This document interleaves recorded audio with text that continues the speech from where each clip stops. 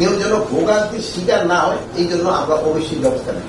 আমরা বলছি শুধু দুষ্কৃতিকারী যেন আইনের রাস্তায় আসে এবং শাস্তি ভোগ করে, কোন একটা নিরীহ লোক যেন কোন অবস্থায় শাস্তি ভোগ যেন না করে, এই ব্যবস্থা আমরা অবশ্যই না। গতকালে ওনারা গেছে তো আমরা ইনভেস্টিগেশন শেষ হয়নি, ইনভেস্টিগেশন শেষ হয়ে যাবে। ইনভেস্টিগেশন শেষ হওয়ার আগে তো বোন আমি বলতে পারবো না। হ্যাঁ, এখন তার নামে যদি কেস থাকে, আপনি তার এগেস্টে কোনো কেস নেই, তার এগেস্টে কোনো কেস বিদেশ যাত্রা নিজের আছে কিনা একটা পলিসি আছে।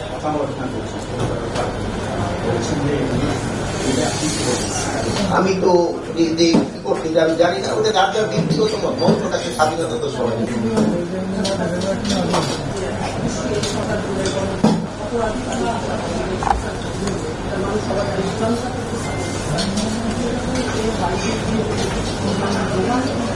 এটার ক্ষেত্রে আমি অনেকবার বুঝি।